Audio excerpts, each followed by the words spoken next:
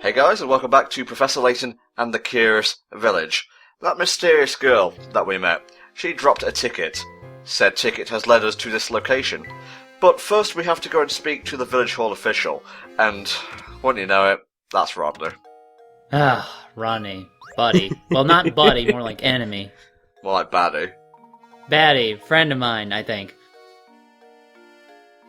Frenemy? I don't know if a frenemy is a bit too strong for a Rodney. I like to take our relationship a bit slow. We've only just met him after all, and we don't want to scare him off.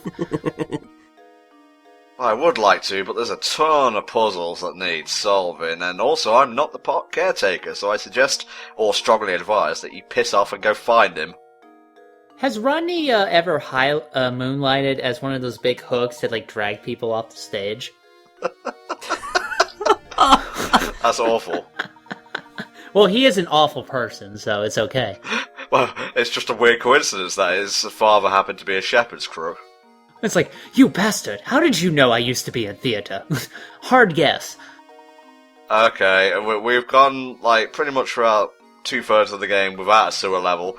Now we're going to have to put up with one. Oh well, it's fine. I don't think there are actually any properly sewer-related puzzles. There are a few vaguely related. There's a pipe one which we're going to come across, but other than that... It's a British sewer as well, so it's, immaculate. At this point, since we're traveling through the sewers, obviously, maybe you give me, your rating of the best 3 and the worst 3 villagers, because I could tell you the worst 2 right off the fucking bat. Well, the best one is obviously Paulie. Of course, naturally. Paulie is he's top tier in terms of a villager's, very powerful special ability. Just because you can relate to him, honestly. We have a little bit of Paulie in all of us, in that unrelenting, pure white-hot rage at absolutely everything that's terrible. What, is that why he's so angry? Oh, there's a piece of me in everyone. I feel so incomplete. No, I have to say the best citizen villager is Pavel, because I have no idea what is going on with this guy, and it is brilliant. Can I come too?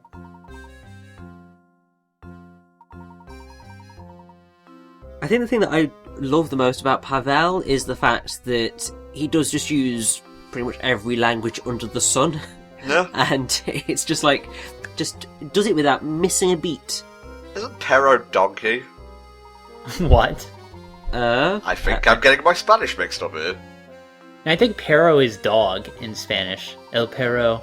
It's been a while since I took Spanish, so I don't remember. I remember el pollo. Pero is but, or a fault. Okay. But as in B-U-T? Yeah. I didn't mean to turn this into a linguistics lesson, I apologise. Don't worry, I would have done that for you anyway. Bago and Caro! Just reminds me of that one MST3K Destination Cuba short.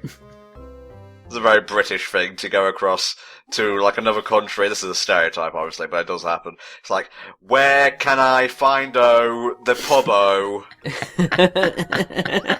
Yeah, that is pretty much the English stereotype for going to a different country. I think it probably also fits the American stereotype as well. You go to a different country and it's just you try and speak your language louder to try and get your point across, or you try and speak their language but butcher it completely, so it's just Les Miserables, or something, when you meant to say Les Miserables. No, the American thing is you go to another country and ask if they've got oil.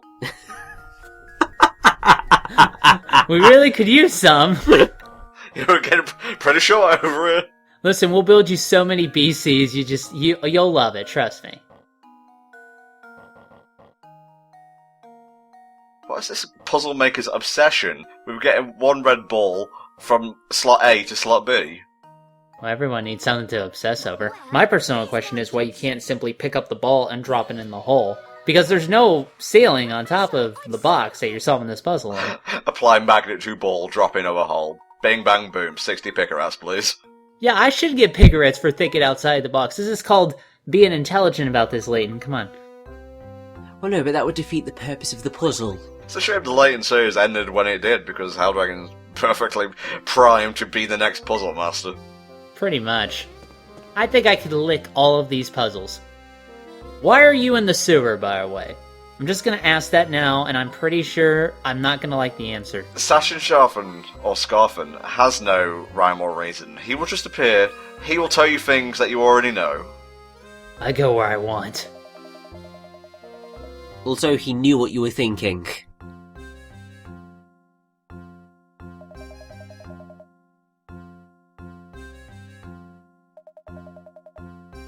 Okay, well I think we established that right at the beginning of the game.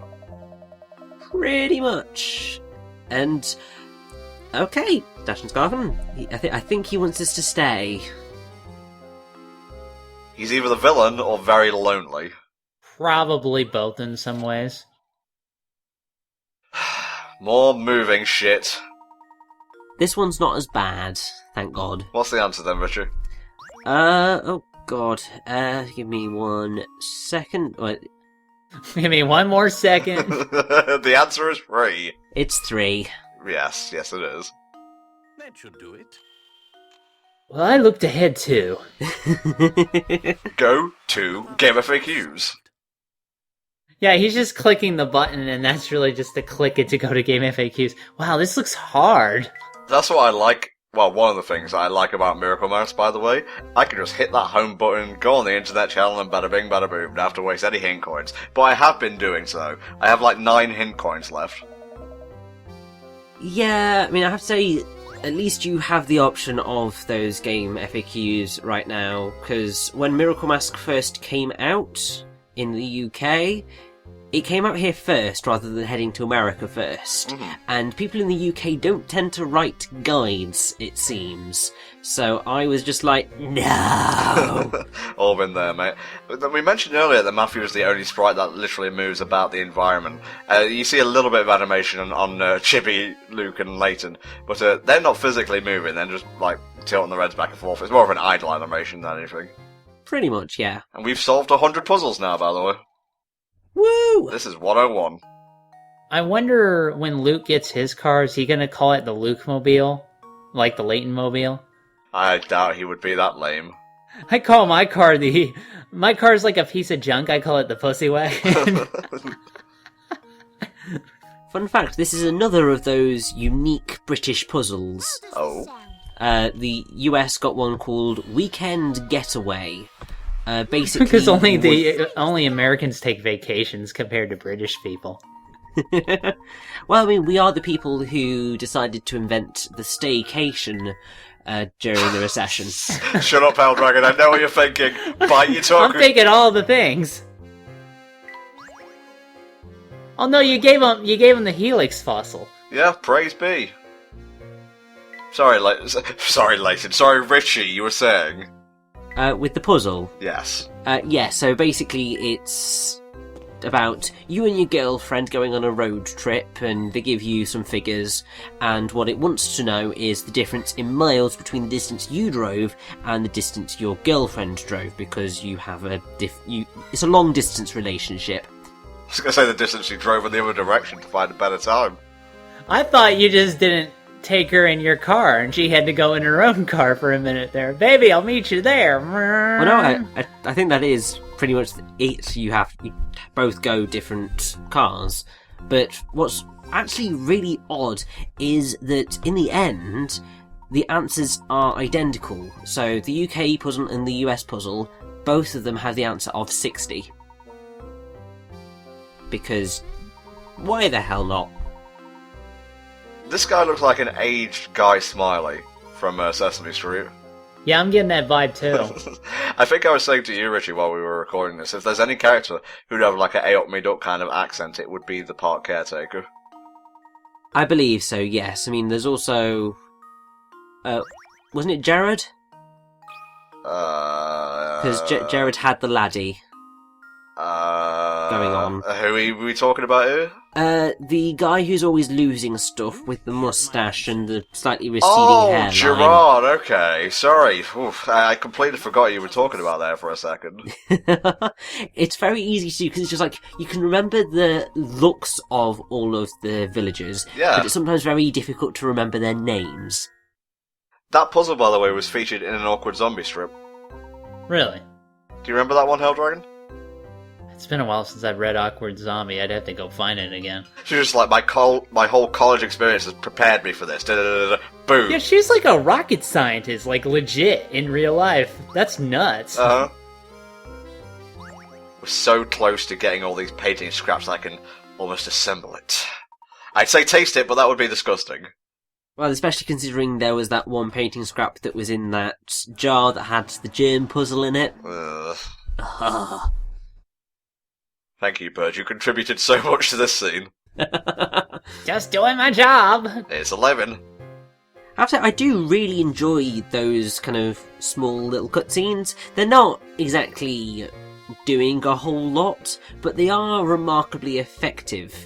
Especially when you've got the DS in its normal orientation. So you've got the one screen above the other, because the way that they designed them is that the gap is important.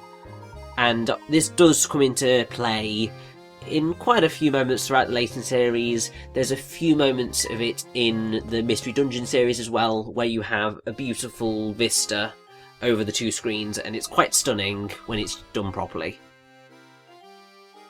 It just takes me back to my days in Sherwood Park. Yeah, it takes me back to those days when I used to go outside before I found Nintendo. Yeah. Although, where I grew up, I didn't exactly have, like, wilderness to go around, but there was there were these neat little, like, clearings and fields and things like that where I would run around with my friends, so it's kind of making me, be a bit forlorn for those days of yore. Sorry, I'm not sure if it was Sherwood Park, but it's a park at the top of Sherwood, like literally at the top of the hill. It's adjacent to a Beefeater, or at least diagonally across from it. It's park-ish. Yeah, the closest famous park to me is Woollerton Park. Oh yeah. Which, I believe Woollerton Hall is Batman's house in the Nolan Dark Knight trilogy. It's something like that. I mean, Woollerton Hall's been used in quite a few films, which is just amazing. It looks fancy, so it's easy speak for this guy who lives in this particular place is rich. Okay, so that's Flora, and she was also on the ticket that mysterious girl dropped. I wonder who that mysterious girl could be. Oh, shut up, you tart. I don't care, I'm not dropping spoilers. I'd say, like, of all of the mysteries throughout the series, this one probably ends up being the most unsubtle about it. Like, the game hides its main mystery very well, but this element... Could have been done better. It definitely could have been, but then again, I guess they were just getting started writing this type of story. Yeah. Alright, investigation team, ho! Let's investigate the trash. Oh look, it's an old chili dog that needs investigating. Professor, they've used needles in here. Don't touch them, Luke. Now, I feel that it's very important to point out that you want to go left at that last intersection, because if you go right, you will miss some of the puzzles and hint coins, and they will be gone forever. Ah, that's kind of mean. It is really mean. There are certain locations which you can never return to, and you will lose those hint coins. Thankfully, if you lose a puzzle, it will go to Granny Middleton's shack at the end of the chapter. Yes. But, yeah, we got screwed over colossally by this small point of no return, which I'm sure you probably remember by now, Tom. Yes, I do. Yeah, so basically, once we get to the Ferris wheel, that is a moment which begins to signal where things are going. After you have been to the screen to the right of that, if you go back to where the Ferris wheel is, you will automatically instigate the next cutscene, and you will lose any hope of getting any of the hint coins in the locations that you have wanted to go to.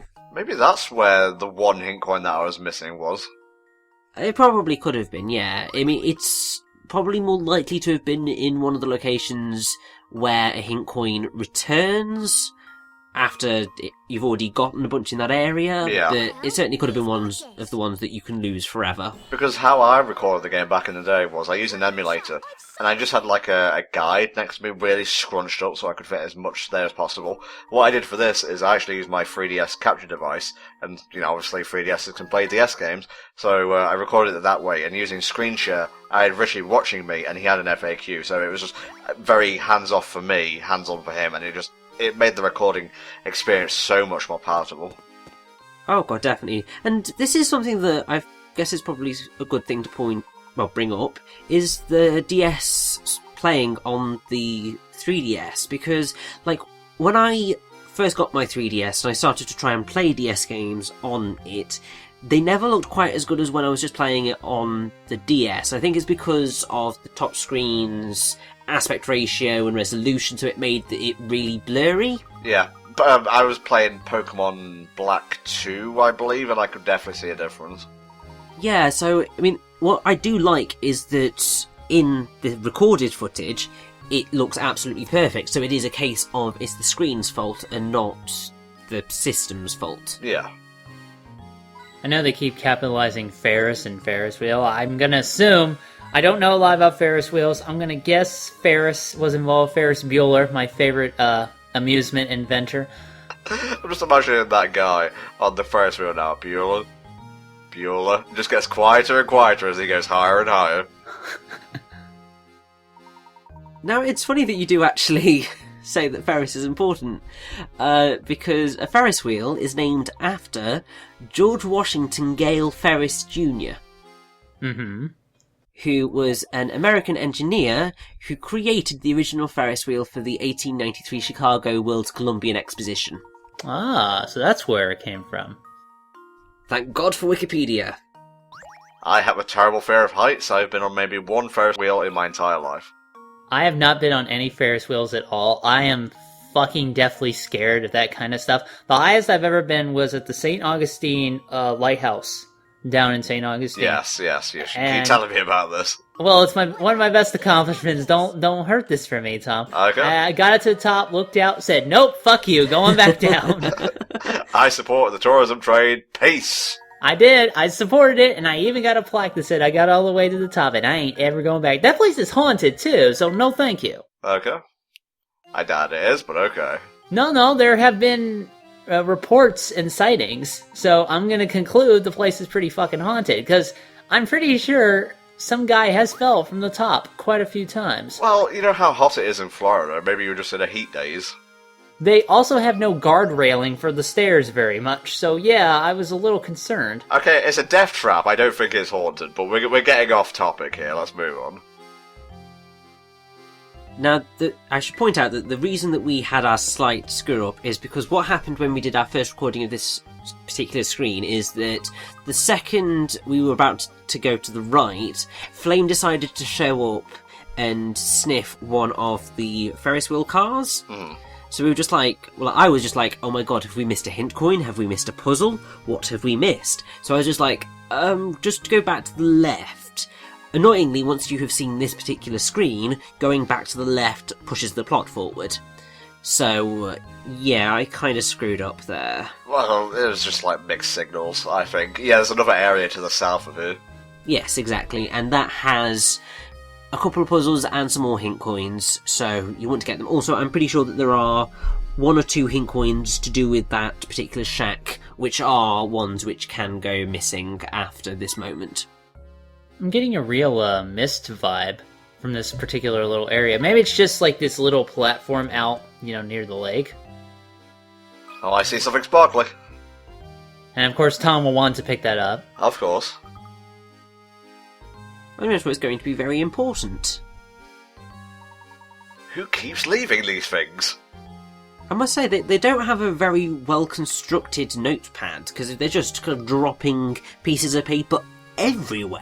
I mean, it's convenient for us, because it gives us an ongoing narrative, but, you know, at the end of the day, that guy's got a tattered diary.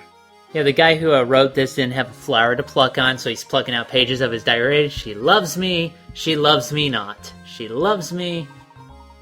And also what's even more odd is that this fella is dropping just the right sheet of paper out of his notepad, depending on the location. Yeah, context-sensitive clues, I love it. Well, there's obviously a secret in the village. You know, the golden apple. Is it a legend, is it real? That's enough to entice any archaeologist to come and have a look. So this guy worked for the Reinholds, that much is clear. Who the guy is, we're not sure of that yet. I'm sure we'll find out eventually. I mean, I would suspect that Layton may already know, because he's that much of a genius. I see you though. You're looking for hen coins, you'll get to me eventually, don't worry about it. Look, you don't tell anyone, I won't tell anyone. Are you digging in the trash for money? Excuse me, I have to sing in the rain, if you don't mind. But it's not raining, it never rains in St. Mystere.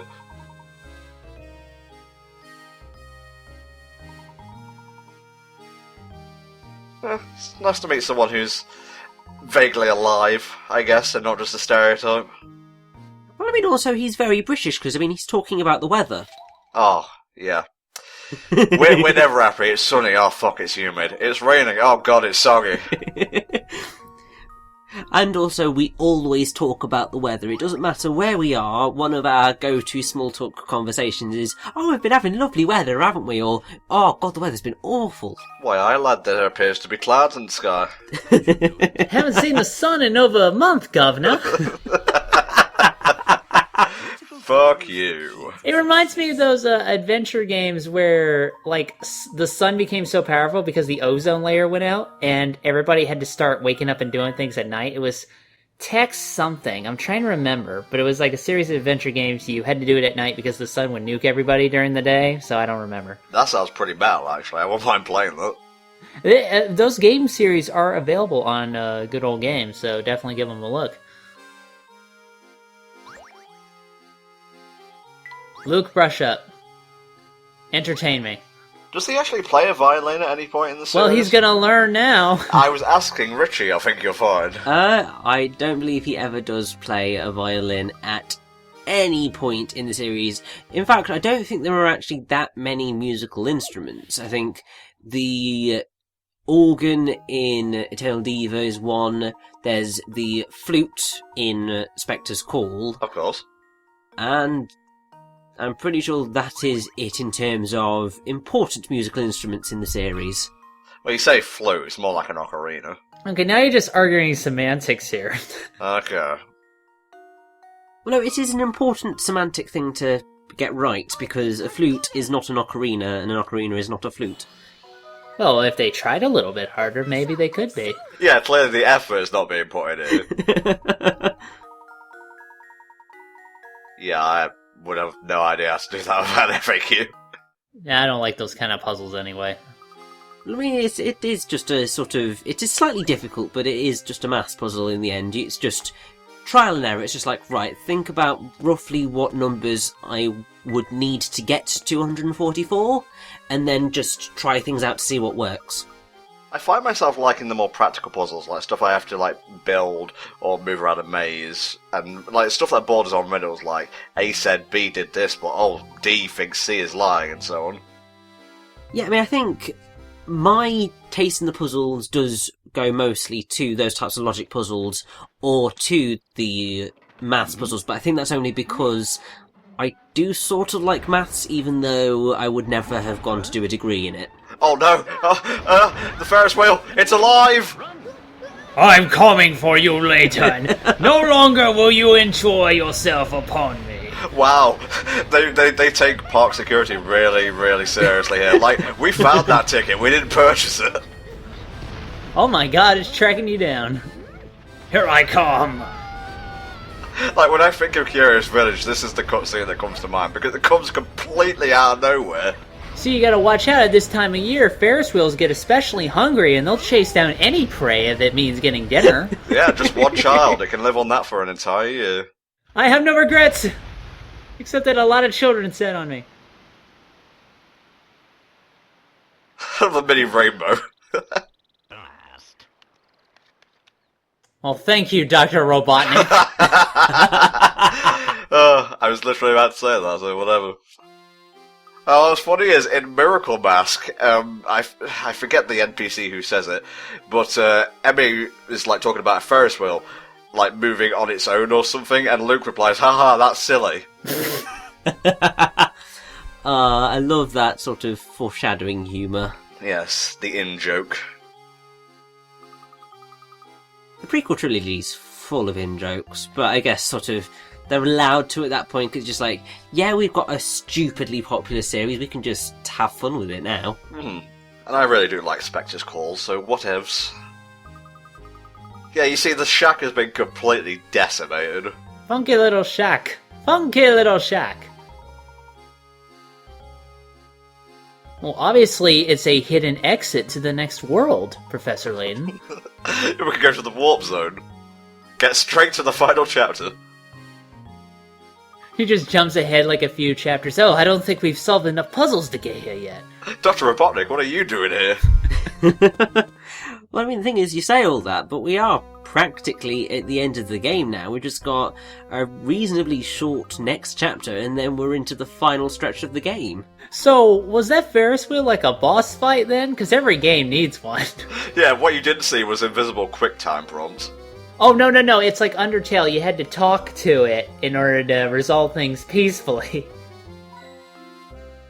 There's a few nasty puzzles coming up now, so I would recommend saving your game here so you don't burn through hint coins. Oh, definitely. And also, I recommended Tom to try and save around here because we are about to go into another one of those trace around the shape puzzles, and it's just as finicky to get right as the star one. Pro tip, if you decide to record any of these Layton games, you can go into a puzzle and exit it without losing any picker out. So if you're looking for a decent like fade point, bada bing, bada boom, there you go.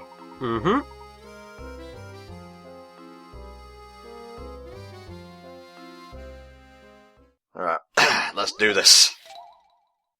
Alright, let me try and solve this for you guys. We're tracing around. I'm pretty sure I have a handle on this. Where do you think it is? Oh, I gotta find an arrow. Okay, I think it is... I'm actually looking here. It's on the right. Yeah. I think it's... I'll just give a little indicator. Around this area.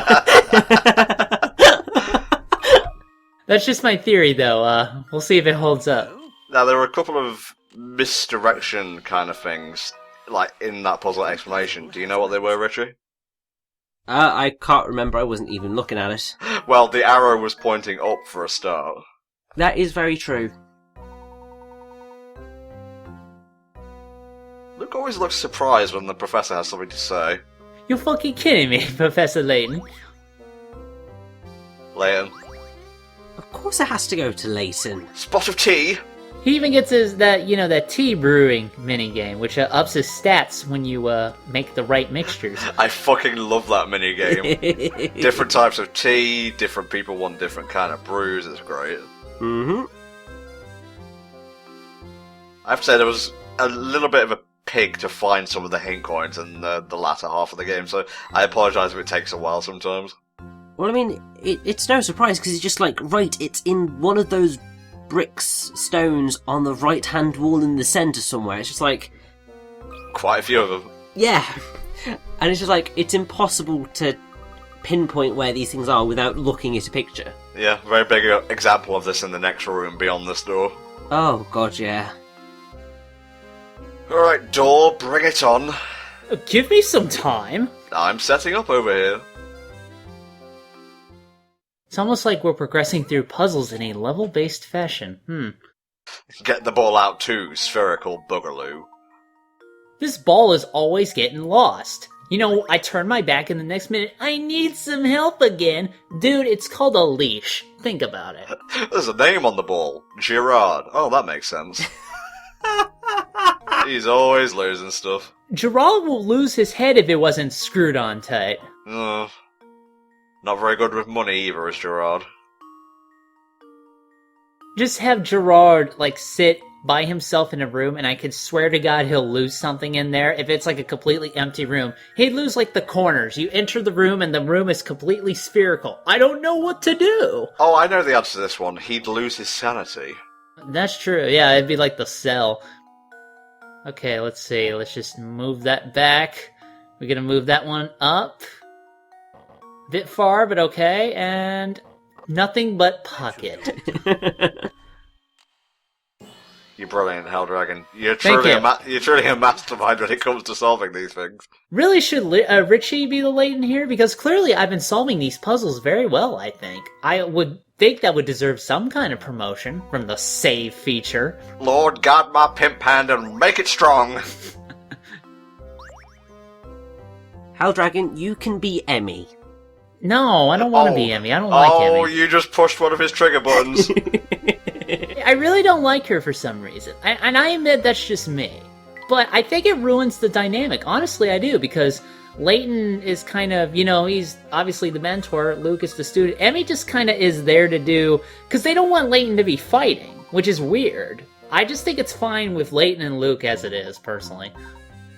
I think the thing with Emmy is that she has a very good arc over the prequel trilogy, and it concludes very nicely and suitably Layton-esquely. And I think that's why I like her as much as I do. But I completely understand where you're coming from. She is just there for a bit of hand-to-hand combat. I mean, look, I'm not against some fucking wushu here, alright? Wushu is my favorite type of Chinese. Alright, let me cut you off here. She sticks her aura in too much. That's what you have a problem with mostly, right? Yeah, sound like that. Those kind of characters bug me, to be honest. If I don't cut him off, he'll be going on for hours. Oh, so. come on, I can control myself. That hint coin was a bitch to find, so it was actually kind of funny to see Luke and Layton both say, nothing to see here, nothing to see here. I always love when they do that in adventure games, and I'm like, no, clearly I want to look at this. Look over there, three-headed monkey. That was a reference to a game we covered, Helldragon. Well, that's because I don't believe you, because a three-headed monkey certainly doesn't exist. Definitely not. That wouldn't be a gentlemanly thing to see, would it? You were in there. Stop trying to relate. Is this a puzzle that he's looking at, or is it something actually hidden?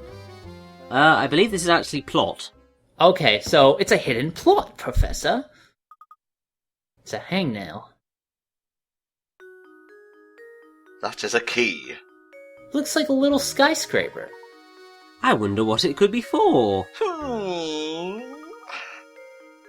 It unlocks the hyper mode of the Layton mobile. Just plug it into the key slot. You get like the Men in Black card that like crawls on the top of the tunnel. And then Professor Layton's like, yeah, I put that shit in my spare time. It's alright. No, it unlocks the super mode much like that ship in Kill La Kill near the end. I haven't seen Kill la Kill, so I don't know what you're referencing exactly. I pretty much marathoned it in 3 days where I had nothing better to do but plan playthroughs. It was great. It's one of my favorite bits of incidental music here, I think. Oh, I get it. So we're gonna go back and we're gonna use this key to find the wall's tickle spot. Yes, we are. I would have said it in a less of a camp manner, but you're pretty much on the ball there. Time for another short intermission section. Pretty much, and we are gonna start wrapping things up now, because, I mean, there are only not that many puzzles left to go. No? It's like, how much more old could this picture get? And the answer is none. None more old. It is the oldest thing here. Dorian Gray would be embarrassed to be next to this picture. That's how old it is. Which pattern is the right one? Answer now, Helldragon. Oh, you want me to do... Just guess. Fucking C. Okay, fucking C. The answer is... B. Okay. Well, I was one letter off. So I said C-1. That should have been my answer.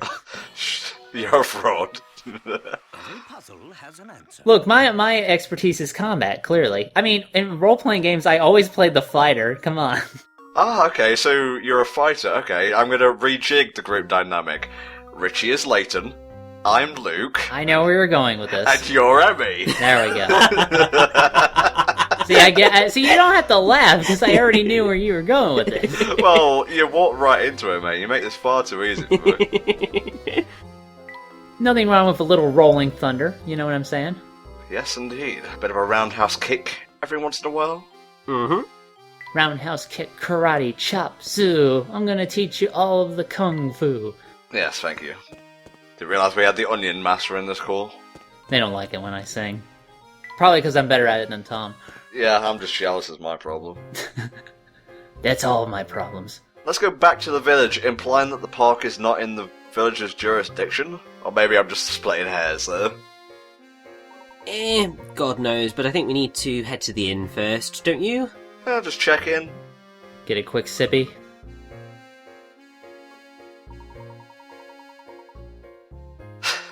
They are, in fact, after us.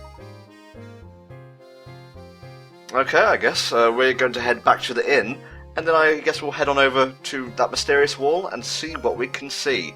Bye-bye for now.